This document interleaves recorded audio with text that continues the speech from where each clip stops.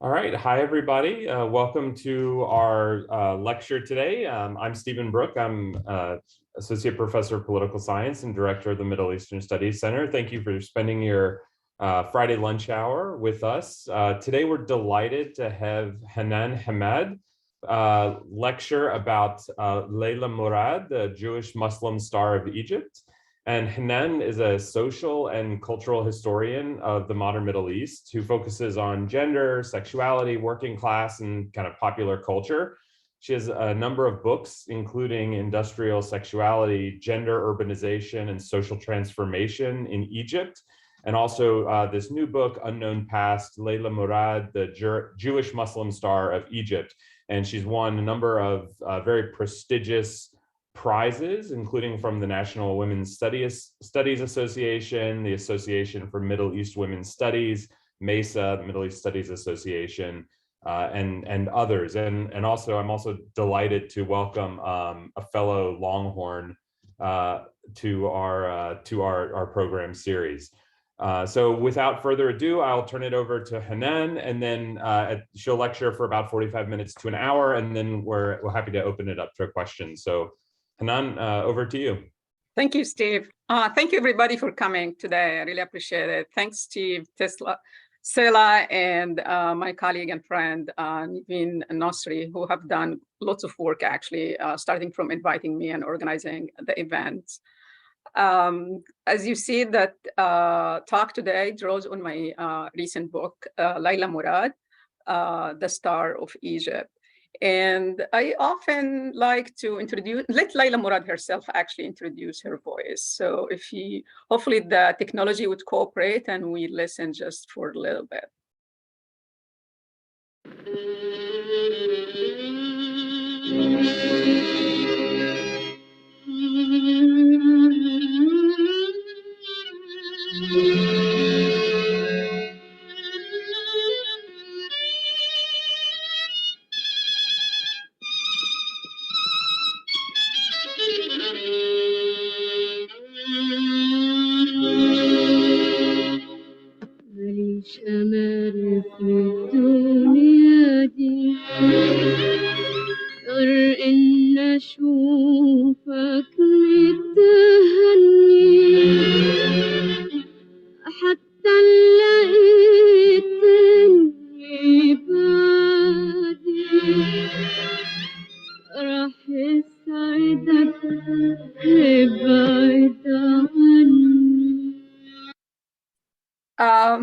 So actually, I wish we go on with Layla Murad until the end of the talk. But as you see, like that shining star, a little bit background about her. She was born 1918 and passed away 1995. And her lifespan actually allows any scholars interested in modern Egypt to examine many socio-cultural, intellectual themes in Egypt today. And this is why I was trying to do in this book, is to employ Layla Murad's life and legacy to examine questions about modern middle class in Egypt, popular culture, interfaith relationships, and of course, in addition to many other themes like single motherhood and women's sexuality. Layla Murad started her career as a singer as a young teen, and actually, according to her own statements, it was out of necessity rather than by choice. Her father, Zaki Effendi Murad, was a very well-known singer in Cairo, whose career flourished actually with the ethos of the nationalist movement in 1919. His career with the legend composer Zaki Murad in Ashra Tayyeba is always cited as a high point of his music or his singing career. By the end of 1920s, he, as many other Egyptian and Arab performers, he took a trip to the Americas to perform for Arabs in diaspora. Initially, he did well, but actually the Great Recession hit very hard, and he came back home penniless. His only capital then was his daughter. He realized the talent of his daughter. And after quite a bit of time thinking about the social perception of having a female as a performer, it was a very difficult decision, according to Layla Murad. And either it was really difficult decision, or Layla Murad herself likes to say it was a difficult decision for her father to accept his daughter becoming a performer. It gives us a window to think about middle-class respectability and the changes in the Egyptian society at the time. We can think of part of that change that Kulthum, the girl who was coming from peasantry, religious, conservative background, becoming a singer, and also on the other end of the social spectrum, we find also Bahiga Hanem Hafiz, who comes from an aristocratic background, becoming a musician and a filmmaker and an actress. So probably all these changes kind of sort of convinced Zaki Effendi Murad that his daughter would become a singer. He invested a great deal in training her, and also mobilized all his social and professional connections to introduce her in her first concert in Cairo, while Layla Murad was still a young teen. We find that Layla Murad's career actually aligned very well with the technical advancement that was experienced in popular culture and entertainment industry in Egypt at the time.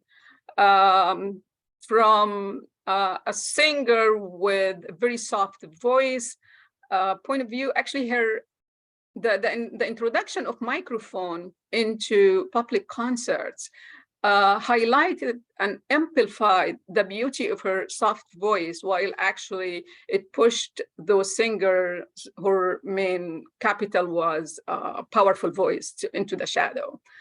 Another innovation that worked very well inside of Layla Murad was the national radio broadcast.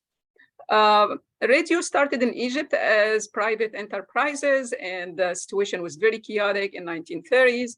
By 1934, the Egyptian government decided to ban all private radio stations and launched the national radio station that commissioned Layla Murad to perform a concert on a weekly basis.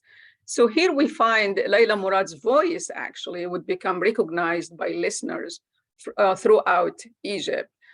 The pictorial magazine, or the popular press that was flourishing at that time, also helped Layla Murad to become one of this early generation of performers who became national icons, that their image was very well recognized among the entire population of the country, including those who actually didn't read. The most important technical innovation that actually underlined Layla Murad's career as an exceptional star was sound cinema. Sound cinema arrived in Egypt, I argue, singing. The second sound picture was a musical, which encouraged the superstar composer and singer at the time, Muhammad Abdul Wahab, we see him here in the poster, to actually make movies. And in every film, he would pick up a singing female to co-star with him.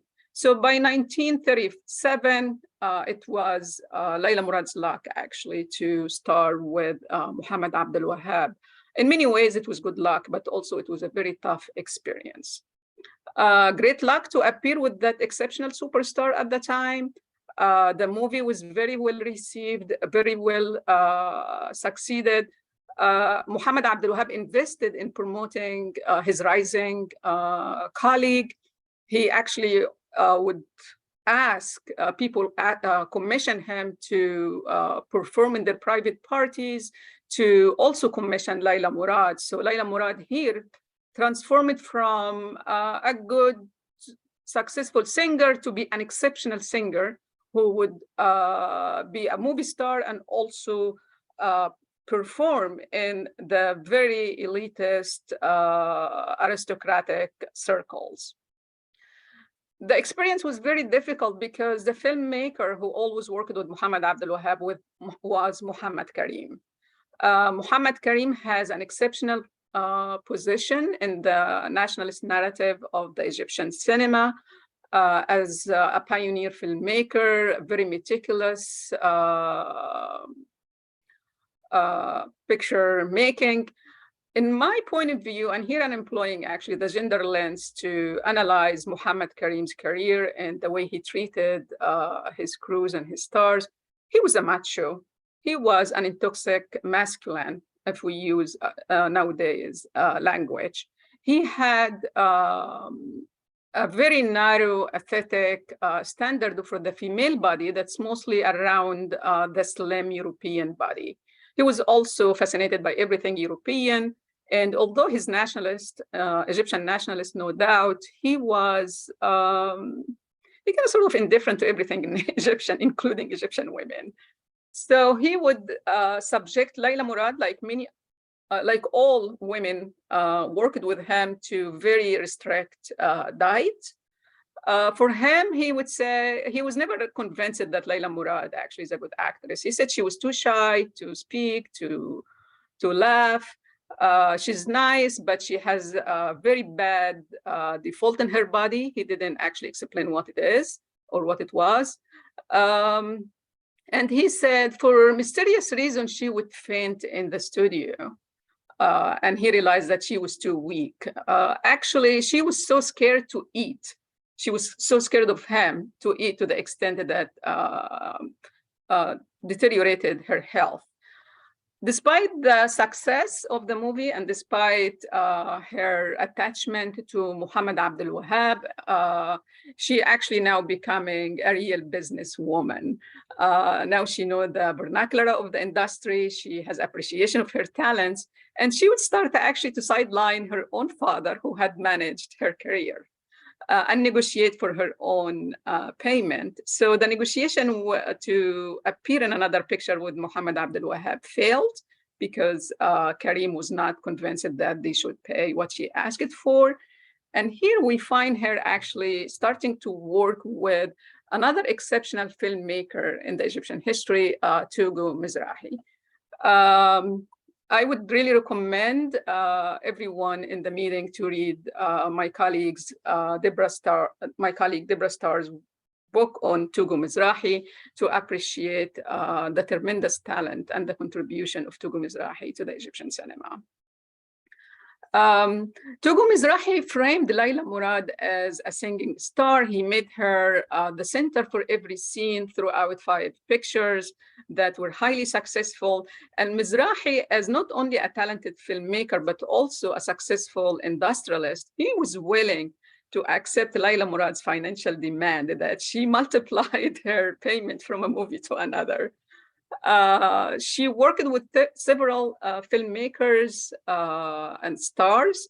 Probably in addition to the Togo Mizrahi, she also, I would like to mention Yusuf Wahbi, who had extensive career in theaters and social discourse that's very much patriarchal.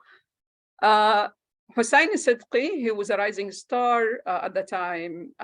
They started together, actually, their career. And he was exceptional in the Egyptian history of 20th century cinema, that as someone who wanted or invented this concept of Muslim cinema, he wanted to Islamize cinema. And definitely her work with Anwar Wagdi, her work and life with Anwar Wagdi, that's a big part of our story. But I would say, despite different styles and social conventions among those key filmmakers, her movies with them all was very patriarchal. Like communicating these ideas that women's role is to serve her husband, and she has to put her family first and put aside her career, which actually contradicts Layla Murad's real life. And this is something we might think it's almost universal. Female stars in Hollywood, Bollywood, they kind of sort of communicated or accepted to be the face of these patriarchal discourses. Most of them, not everybody, of course. But for her relationship with Anwar Wagdi, definitely this is a big part of her life story and legacy. Anwar Wagdi was a very well-known actor. He already had starred in several movies, and he appeared with Layla Murad in at least 2 films in second male role. Seemingly, he really wanted to play the leading role with Layla Murad. And also following the Second War, when cinema became a lucrative business, he wanted to invest his saving in producing a movie. So he approached Layla Murad to co-star with him. He accepted to pay her exuberant payment, which 15,000 pounds at the time. And while they were early in preparing for the movie, the filmmaker passed away. Anwar Wagdi himself would step up to direct the movie. And from that point, he would become an exceptional movie star and also multi-talented cinema industrialist, a very successful or even tycoon industrialist as a filmmaker, producer, in addition to being a star and Layla Murad's husband. So before that first film together was released, they announced their marriage. Together since 1945 until 1952, they had an exceptional success as the most remembered duo in Arab cinema. Almost in all their films, except probably a couple of movies, they co-starred together. He was the producer and the filmmaker. And he built on Tugu Mizrahi's work with Layla Murad in making her persona a brand. So Tugu Mizrahi actually is the one who started to have the name Layla as part of the movie titles, and Anwar Wagdi continued that tradition, making Layla Murad just a trademark or a brand. Their personal life, before I talk about personal life, I would show how generous and exceptional producer Anwar Wagdi was, and multi-talented filmmaker he was, and also putting Layla Murad at the center of every movie they did, almost every movie they did together.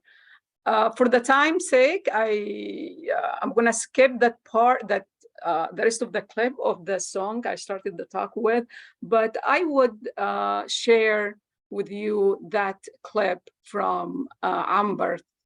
Just listen how many the harmonious many sounds there, and how many performers, how many instruments were working together to frame Layla Murad's image, while actually she was performing one sentence.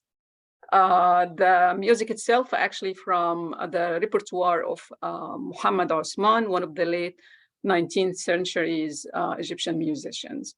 And Anwar Wagdi actually reframed that music in their film Amber. Please take a listen with me.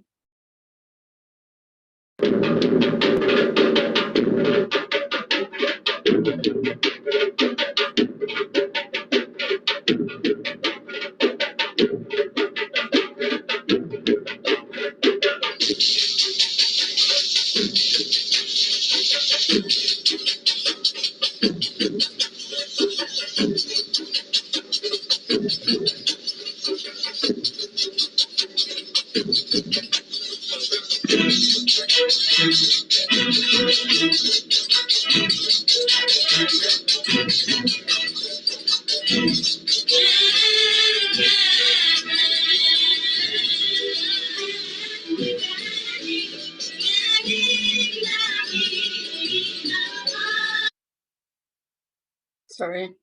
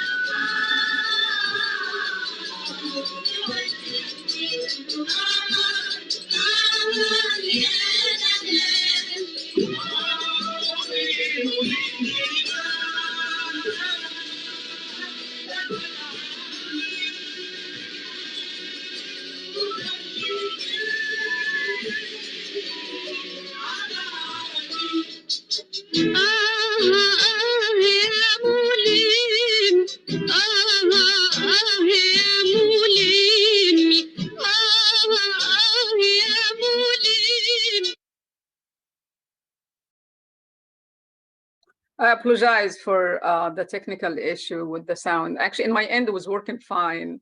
But I hope you got the idea how actually Anwar Wagdi was managing to bring a sound from late 19th century, reframe it, make Layla Murad the shining moon of the picture, saying and repeating over and over very much one sentence, and employing this large number of performers to frame her. In a positive light, of course. When it comes to their difficult marriage, as I mentioned, between 1945 until 1952, they divorced and remarried one another for 3 times. So this was very difficult marriage, despite the professional success.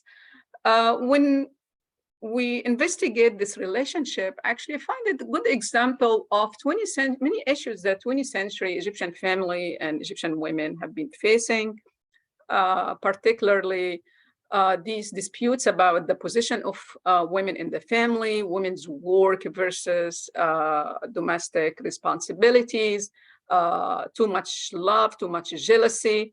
However, this relationship has 2 exceptional elements in it. It was relationship under the fame of the light as a celebrity couple.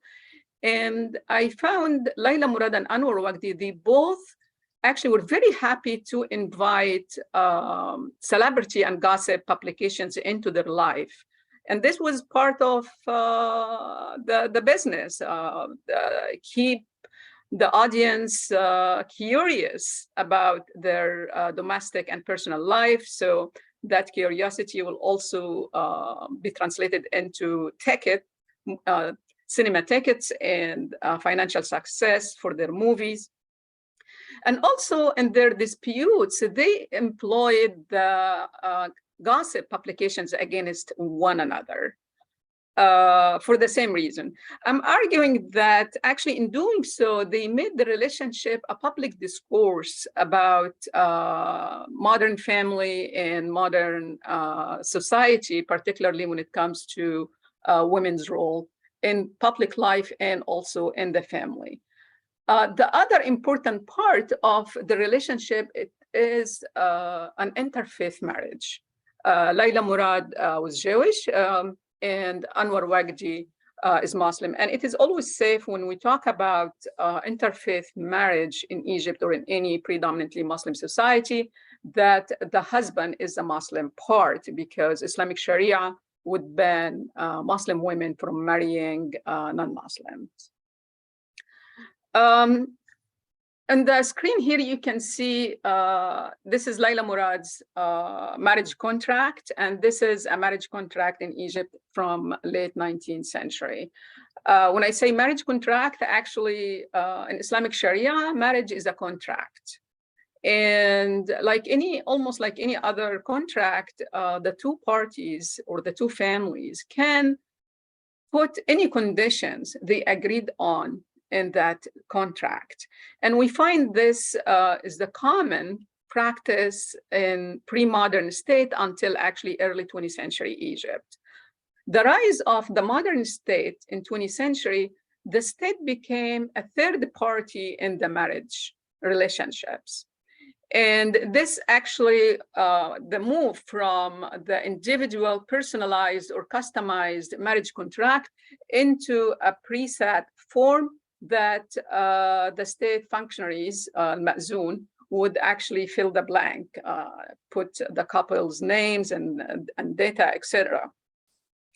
And this actually minimized women's opportunities to put in the contract any particular conditions they agreed on or they asked for. When I look at Layla Murad's marriage contract in particular, I found it actually different from the marriage contract form that was used for Muslim couples. It's a marriage contract that customized by the state for the interfaith marriage. And most important difference between the two types of contracts is the section that's not, that was destroyed here in this important historical documents. But it is clear that the state in these interfaith marriage contract will tell the wife, the non-Muslim wife, you already agreed, know and agreed that your husband can unilaterally divorce you, and children actually would follow his faith. You will inherit from one another, and the Muslim husband has the right to take up to 4 wives.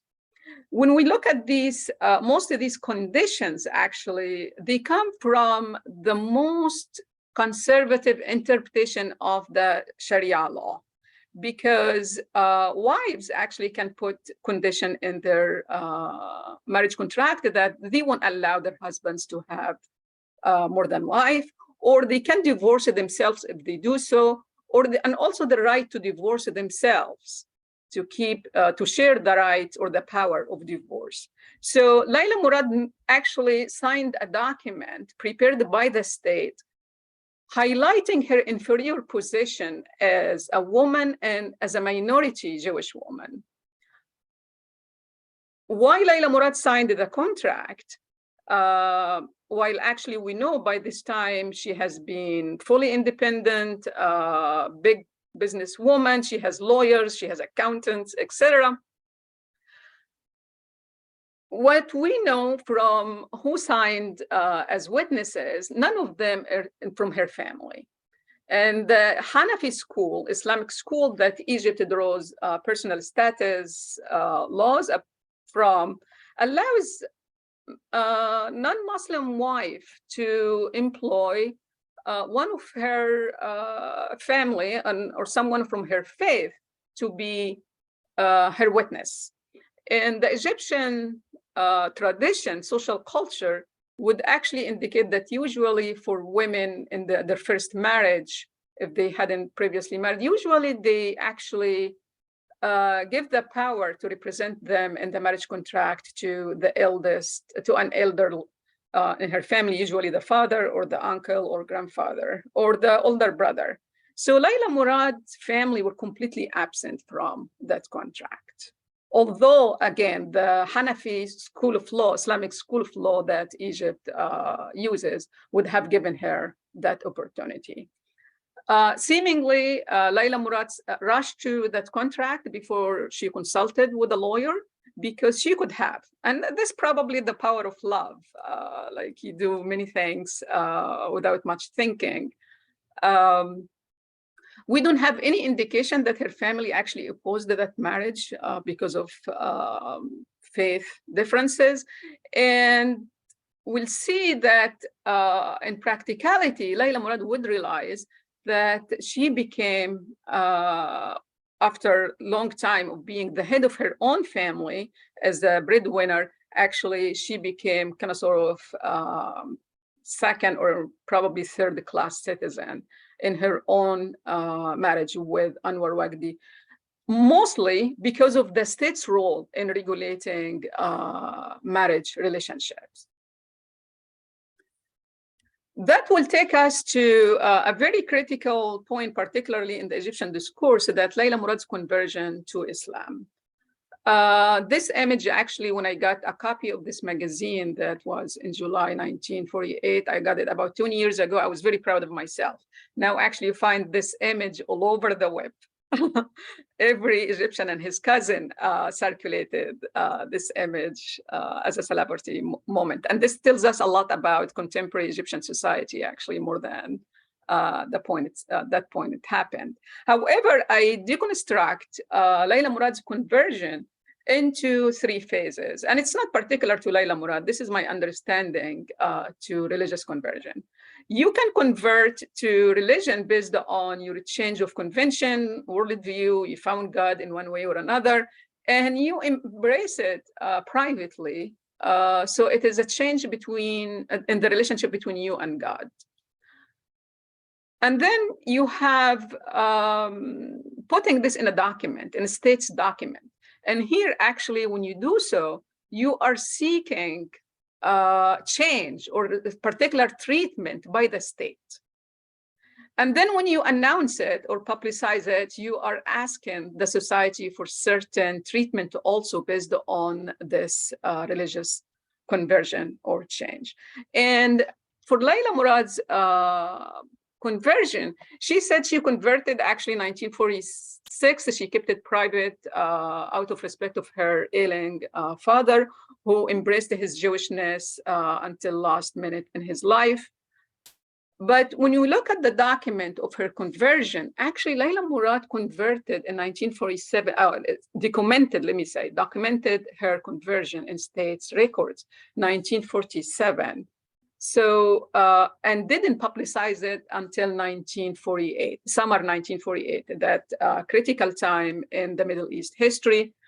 So in her own narrative, after Anwar Waqdi died, and I would say, actually, she trashed him quite a bit out of bitterness after he died. She owned unilaterally the narrative about their own life, and obviously she was very angry and bitter. She said actually he didn't want her to convert.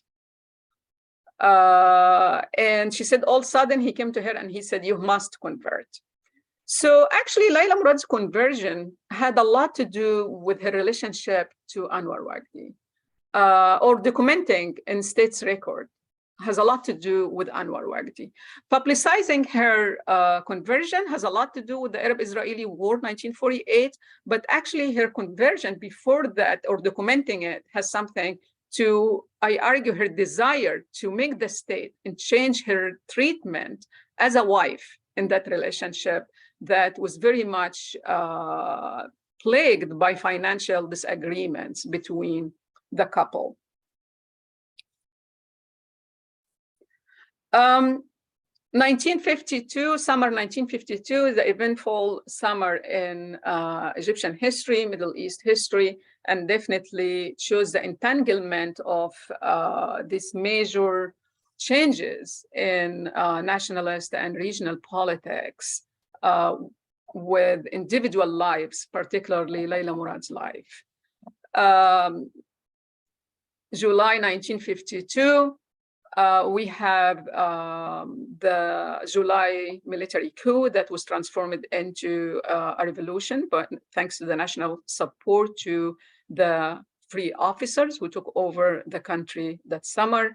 Layla Murad was abroad with Anwar Waqdi after actually they had already divorced one another for the 3rd time in June 1952. Their 3rd divorce was publicized, as he always did. It took place in a lawyer's office with the presence of the press. It was like very much a financial transaction because lawyers sorted out their financial accounts together, etc. But Anwar Waqdi fell very ill, and he was suffering from terminal disease in his kidney, went to Europe for medication. Obviously, the couple, they kind of sort of addict to that love, and even the troubled love. She went to Europe to be next to him.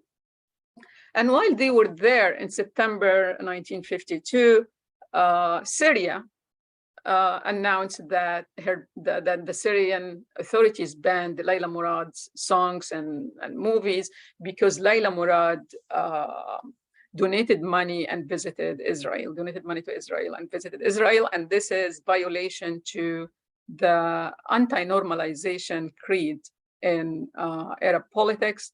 And anti-normalization is a term that was coined even before the establishment of the State of Israel, when Zionist militias in Israel, in Palestine, was displacing Palestinian population. So out of solidarity, the Arab League announced not to deal with Zionist economic businesses, and after the establishment of Israel, not to deal with Israel or to consider Israel as a normal state. This has been a big taboo in Arab politics. And when Syria made this announcement about Layla Murad, until today, actually, the Syrians produced no one shred of evidence that Layla Murad ever donated money to Israel or visited Israel. There are some evidence that Layla Murad might have visited Palestine before the establishment of Israel in a tour that many other actually artists, including Kulthum, Layla Murad's father, Zaki Murad, and so performers from all religious background visited Palestine and made tours actually in Greater Syria. But this was before the establishment of Israel, State of Israel. And I am actually in the book elaborating on this issue, how Arab states, particularly Syria, employed these accusations of violating the normalization ban on Israel in their own struggle for their own domestic consumption and also regional competition. And often they hurt Arab individuals and groups rather than actually taking this issue seriously in a way that you clarify the difference between anti-Semitism and anti-normalizing Israel, without also having serious work to back up any such accusation, particularly individuals who face such accusation, they would pay dearly over it. The important point here that Layla Murad and Anwar Wagdi was too scared to come back to Egypt when they learned the rumors. And the new regime in Egypt, the Free Officers regime, actually backed her strongly after thorough investigations that refuted all the Syrian allegation. With the famous telegraph from the representative of the Free Officer, Wagih Abaza, announcing or clearing Layla Murad from any accusation. In October 1952, Layla Murad and Anwar Wagdi came back to Egypt in November, and they performed in public that they were still a couple. They launched a very strong and successful campaign, I would say, to counter the Syrian allegation and the consequences after it. And they kind of sort of pretended that the third divorce never happened. Even Layla Murad had a statement that it was misunderstanding. It didn't happen. I didn't mean to divorce him. And also there was serious negotiation between the couple to remarry one another one time more. And this takes us also to the Islamic Sharia law that when a couple divorce one another for 3 times, they can't remarry one another unless the wife or the ex-wife would have a new marriage with a different man. And when this new marriage collapses or ends with the death of the new husband or divorce, she could go back to the first husband and remarry again for a 4th time. This actually practice is called the muhallal. And although in the Orthodox Sharia law, there is frown upon it, but socially people actually let it go because it's a way, like they let it go that the couple would hire or would have an arranged marriage Sometimes it's a fake marriage even. So they can also get back together. And socially, people let it go again because it's the concept that the family will be back together. So there was negotiation that Layla Murad and Anwar Waqdi are going to do so and get back together. At the time, Layla Murad actually developed very strong and close connections with the new regime of the free officers. She lent her support, her voice to support that regime. And also the regime lent their support to her. They allowed her to visit the military barracks and hang out with soldiers. She donated a handsome amount of money to the armed forces. She performed what became the Emancipation Anthem or Nasheed al-Tahrir. She participated in an army-led initiative that's called the Mercy Train, which was actually train carrying or boarded by groups of artists, and they would stop in different towns collecting donations for people in Gaza. So during that close interaction with the new regime, Layla Murad all of a sudden announced that she's not going to go back to Anwar Waqdi and that their divorce is done, and there is no way that they will get back together. And actually, we know that, or now we know that it was that statement or that strong position again is getting back to Anwar Waqdi had a lot to do with her relationship with one of the free officers, Wagih Abaza. This picture actually was published in the Egyptian press only one time, and it was not allowed to reappear again in anywhere, in any publications. And this is when Layla Murad was visiting Wagih Abaza in his home, in his own provincial town in village, actually, in the town in Sharqiyya. Layla Murad and Wagih Abaza would have a form of informal marriage. And once Layla Murad got pregnant with her first son, Ashraf Abaza, Wagih Abaza denied this relationship. And this type of relationship, it was not very unusual at the time. Layla Murad and Wagih Abaza were not the only couple or between a celebrity woman and one of the free officers. It was almost a pattern. And it tells us a lot about the importance of studying the free officers as a group of young men, to study their gender as masculine. They were young men. They overnight all of a sudden have the power over the entire country.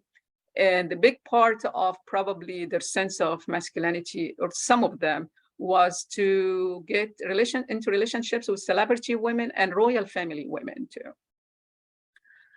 Some of these relationships took a formal nature and public. Many of them were secret.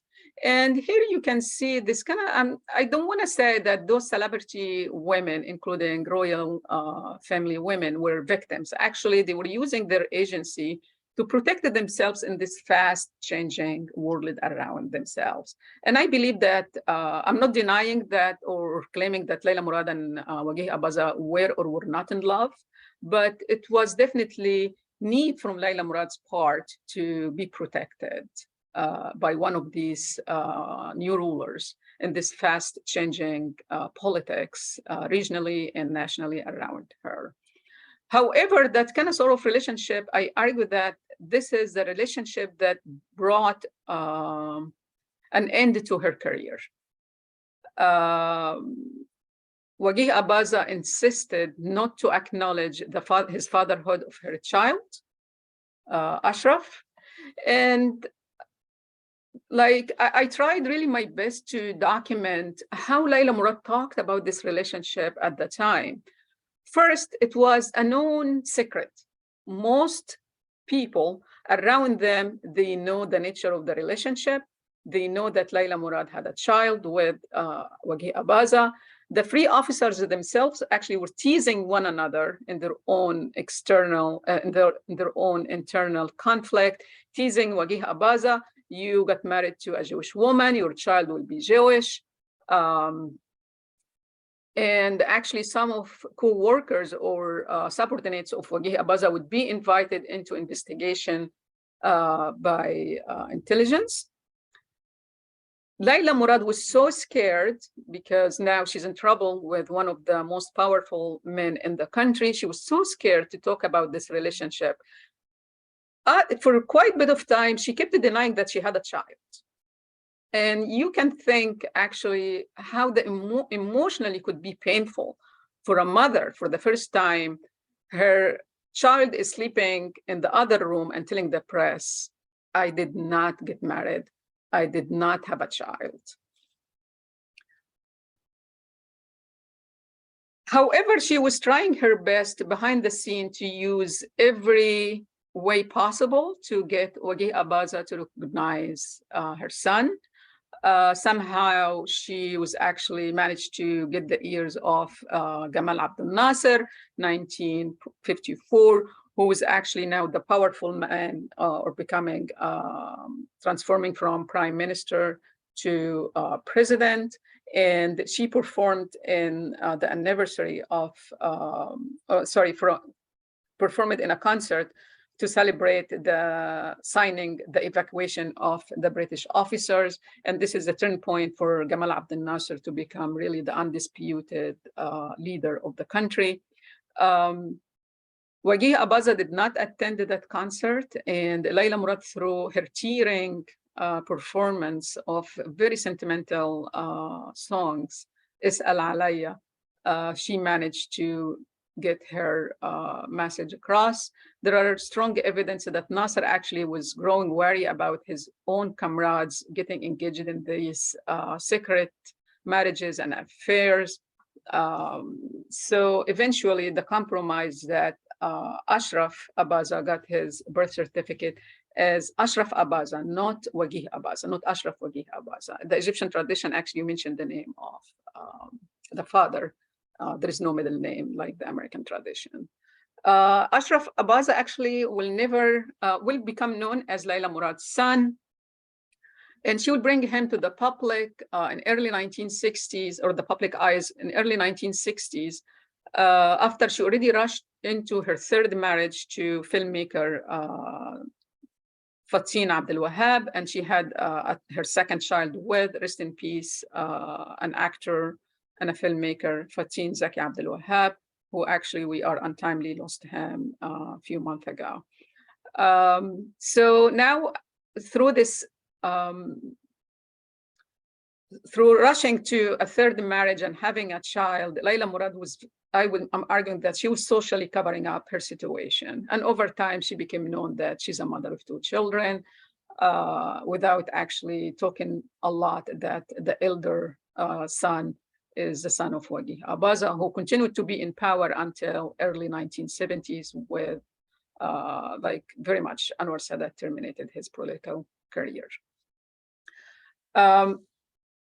During this wire pull fast changes, Layla Murad had a nerve breakdown.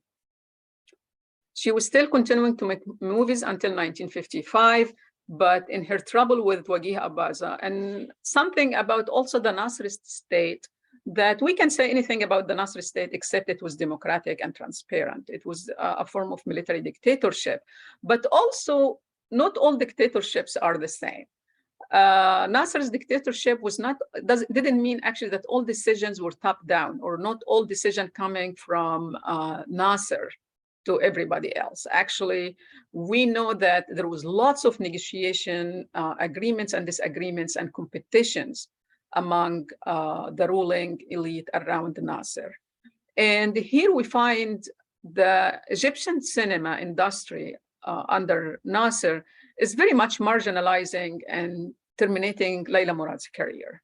At the same time, the Egyptian radios, also controlled by the state, making Layla Murad among the exceptional singers in terms of payment.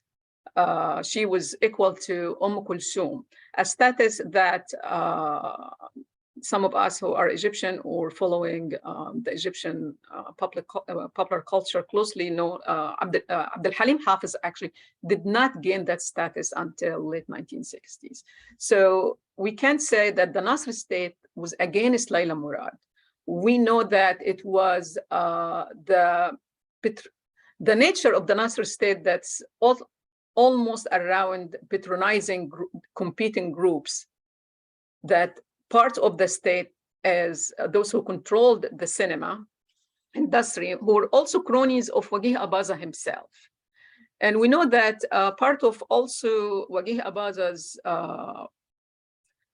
battle against Layla Murad to disgrace her, she was arrested 1955 gambling or playing cards in a private home.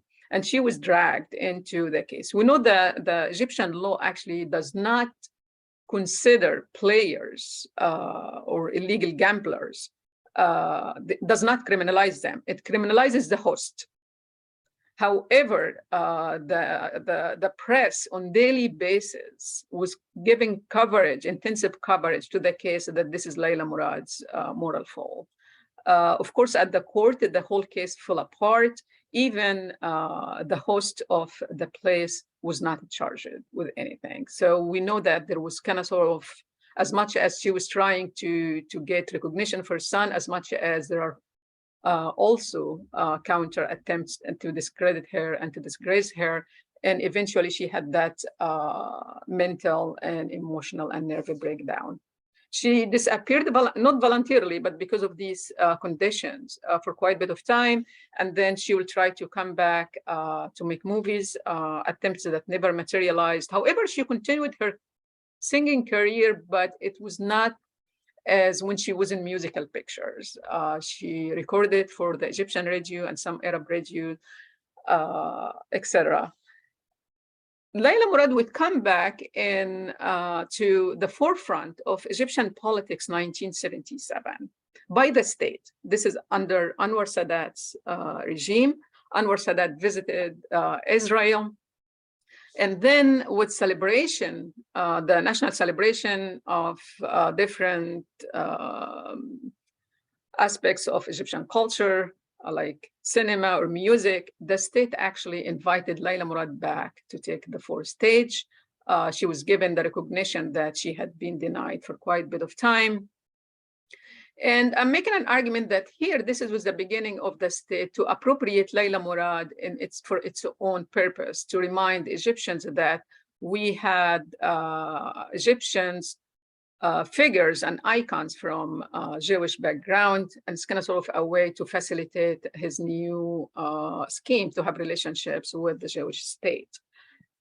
However, these attempts actually was countered by also many groups in the Egyptian cultural life and politics and etc. Those who were anti-normalizing relationships with Israel even after the state of Egypt signed the peace agreement.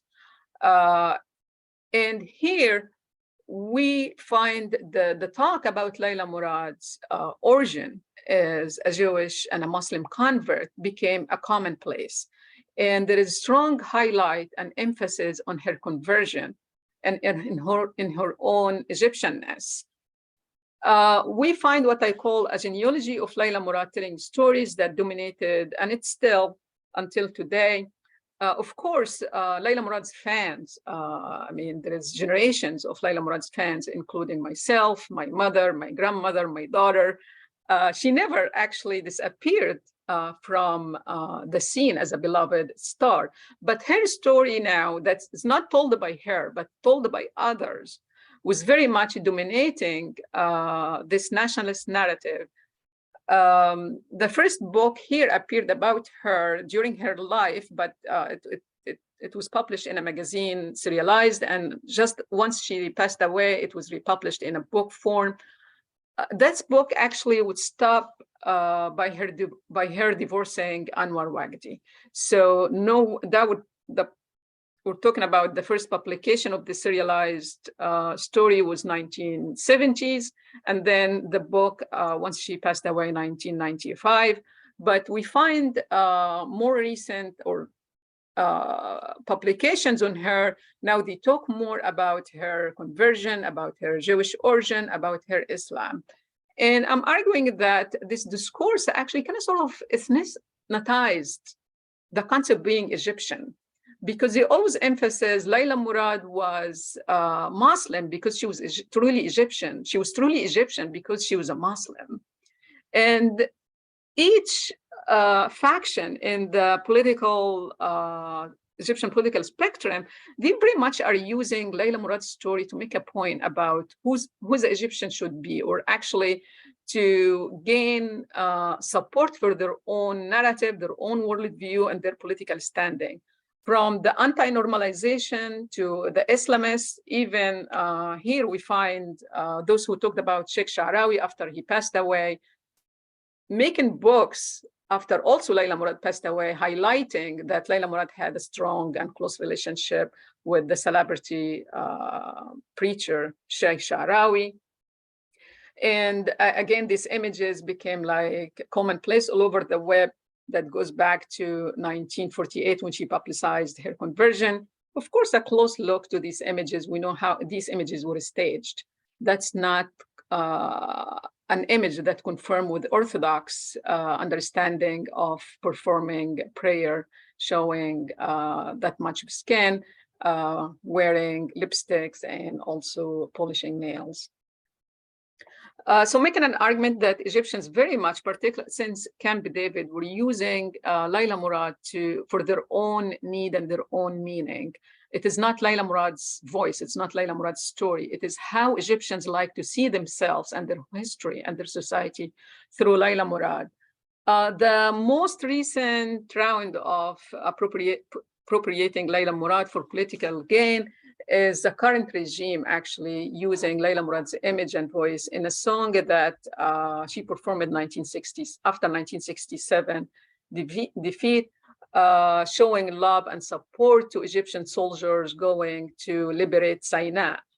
And now the song appears in different publications, cartoon, etc., claiming that she was singing to the Egyptian forces fighting Islamists in Sinai. So the enemy changed and the goal also changed. And Layla Murad is used in that to emphasize that change.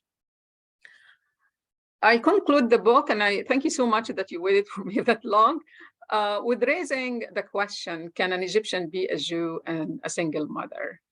And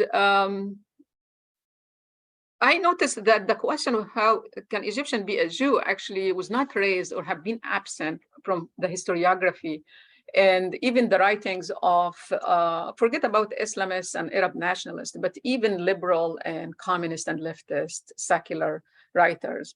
The only, as far as I know, the only figure that picked up the question was Shehata Harun, the Jewish Egyptian lawyer, rest in peace, who actually was making a point that I am Egyptian fully and I'm Jewish fully, and no contradiction between this. And he made that statement after 1978, when he was always spent most of his life in and out of the state's prisons because of his communist activism and sometimes because of his Jewishness. Nowadays, we see in Egyptian public discourse a kind of sort of celebration of the legacy of Egyptian Jews and their contribution. But my point of view, it's we're talking about a segment of Egyptian society that is not going to come back. But it could be actually a good thing for the business, the Jewish business tourism.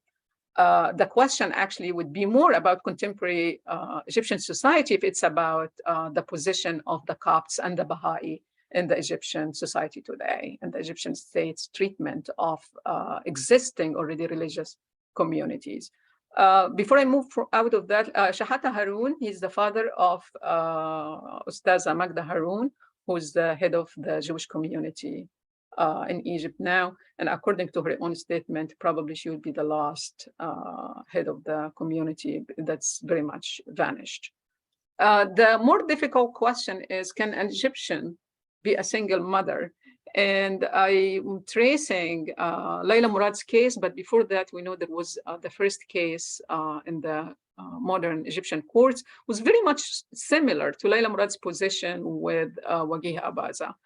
Singer Fatima Sirri in late 1920s, she got into an informal marriage and had a child with Muhammad Bey Sha'rawi, the son of Huda Hanim Sha'rawi, the feminist Egyptian leader who actually performed her hypocrisy in a very extreme length, refusing to acknowledge her son's fatherhood to a child with a singer. And when Fatima Sirri won the case at the court, Huda Sha'rawi actually took the child from her mother and denied Fatima Sirri's right to raise or to be close to her child until her end of life. So Layla Murad definitely know very well about this case, and that explains also why she didn't take the issue to the court. That story was very well known actually because Kulthum and Layla Murad's ex-husband Anwar Wagdi made the story a movie called Fatima. But however, I see good positive changes. I'm not really sure it is, but I'm sure I see it, but I'm not really sure it exists because I see recent celebrity cases about children born in informal marriage. Gradually, the Egyptian society actually is becoming more supportive to full rights for those children and full rights for mothers. And from one celebrity case to another, we find that the public discourse actually is changing toward that end. I say I see it, although I'm not really sure these celebrity cases are applicable to all other cases. We know about 14,000 cases a year in the Egyptian courts about parenthood or parents, not necessarily the father denying, but families of fathers sometimes denying the parenthood of the child. But I would say this could be more of my self-care as not only as a feminist scholar, but also as an Egyptian, by far an Egyptian woman who would like and would love to see faster and better movement of the Egyptian society and state towards full citizenship of people from all genders and all religious backgrounds. Thank you so much, and I hope I didn't go beyond the time limit. And I defer to Steve to conduct. Okay. All right, yeah, thank you very much, Professor Hammad. Really great talk.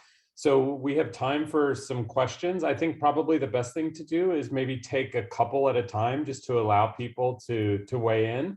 And also you can weigh in, just put something down in the chat and I'll read it to Professor Hammad once we get a couple of them going. So Professor Hammad, you can go ahead and call on people if you want to kind of put your hand up using the little reactions button down at the bottom, and we can kind of call on you in a queue. Thank you, Steve. But because I don't see everybody, can I let you? Yeah. Okay. Yes, I'll happily do it. Thank you.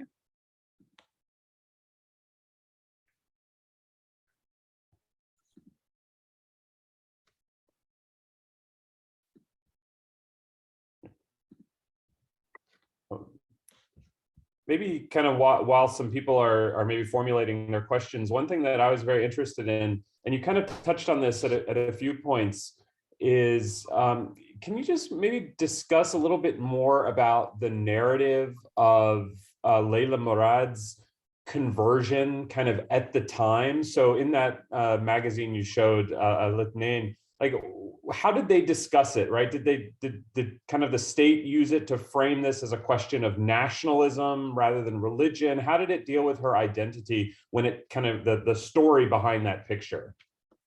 Thank you. That's a great question. At the time, actually, after her announcement with that kind of sort of staged pictures she had, it was kind of sort of a celebrity story. Litnin, that magazine actually published it as a celebrity story. There was no emphasis on Layla Murad coming to the right side of the believers, or it's not like here that she's becoming more Egyptian. It is not. However, in less known publications, there was different views over it, like a labor magazine, an obscure labor magazine, for example.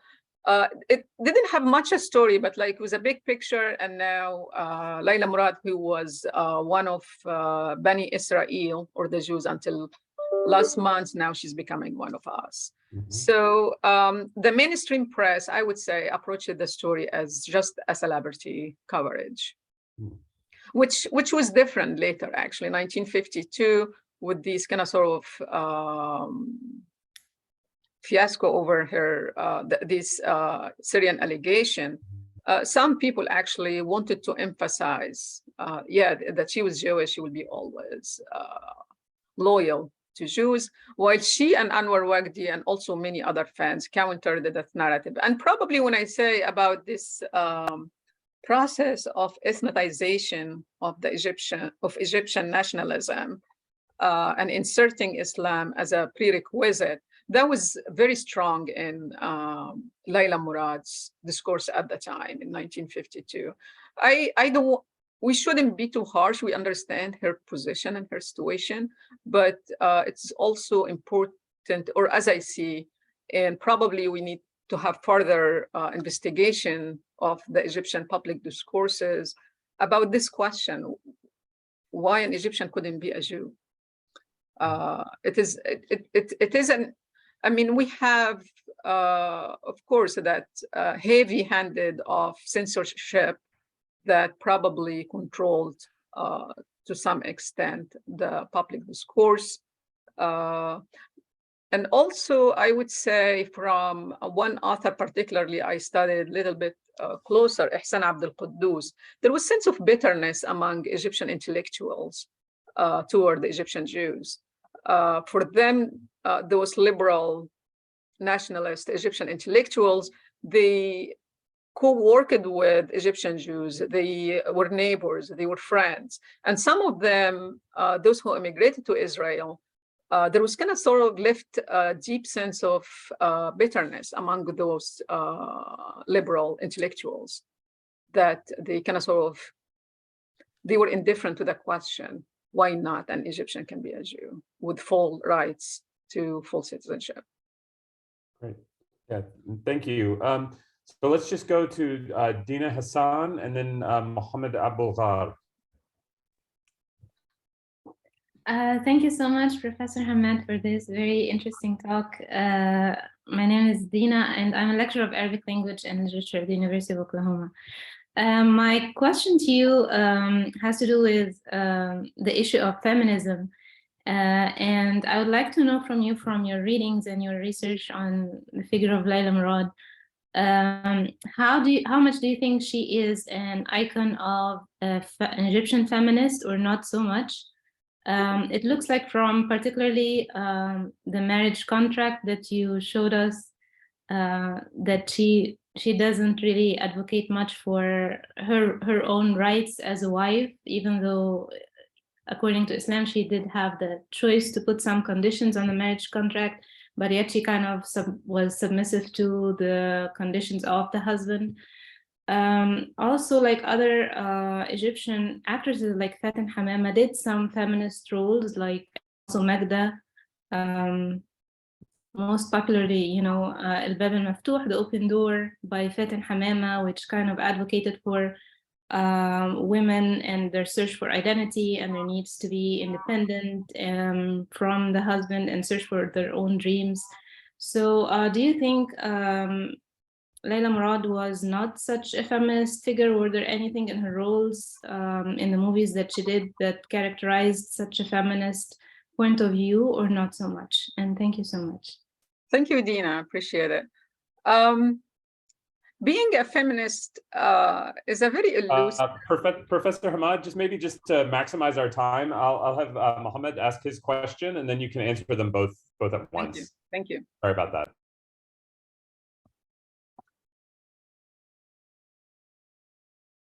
Hello, Hanan. I'm very happy to listen to a very interesting talk, which very much summarizes your wonderful book.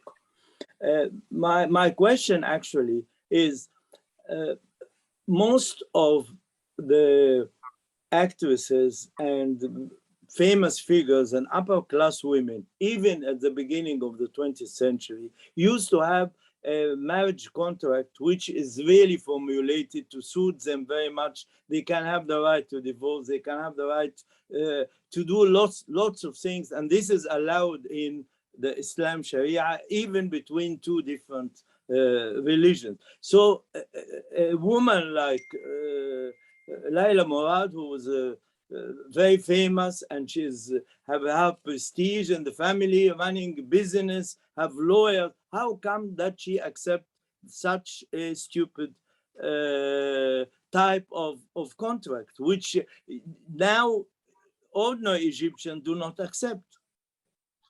Thank you so much, Dr. Abulghar, and thanks for coming to the talk. Appreciate it. So very much, I see both questions around the same line.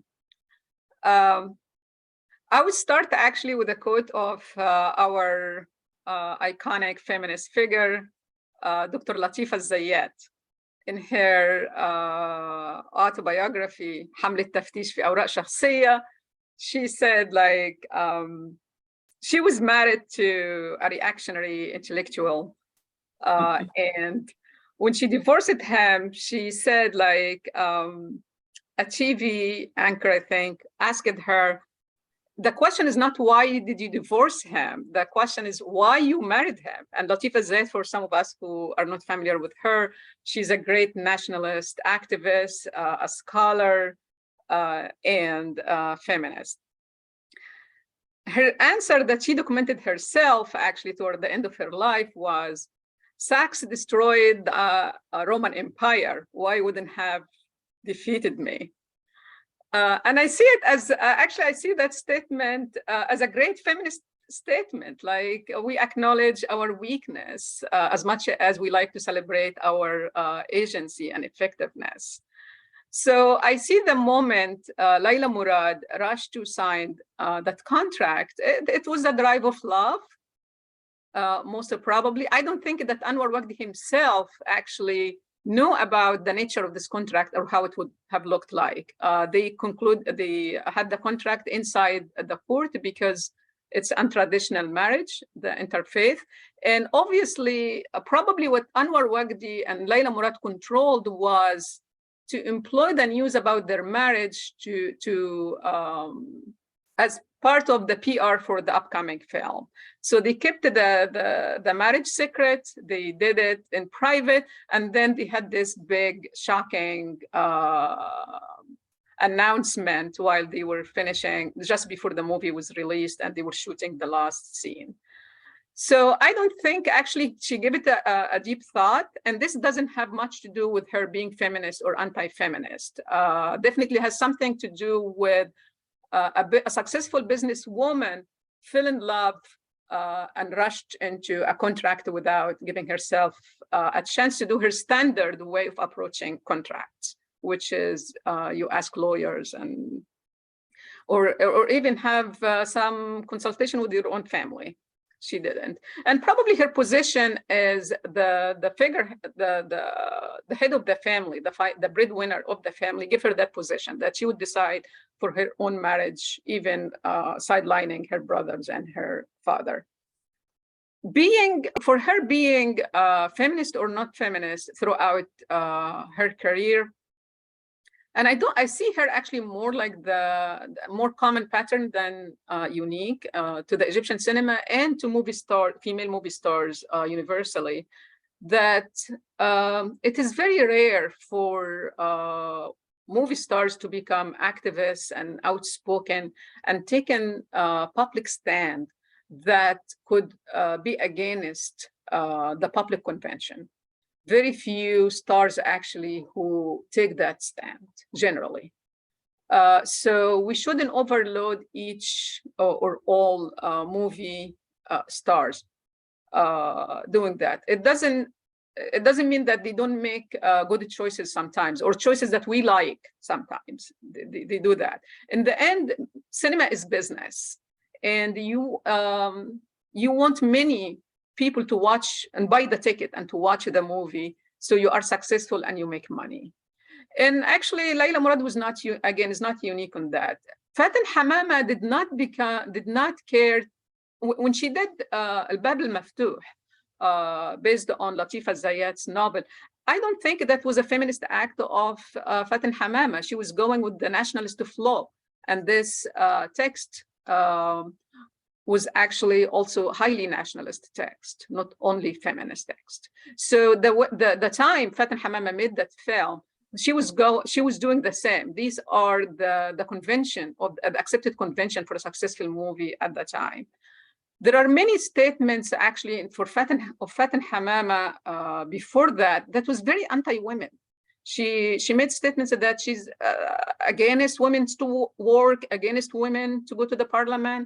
The only, so far as, I mean, I admit like more research should be done. It was only Amina Reza actually who has been consistent from her early career until her death, being feminist in terms of empowering women.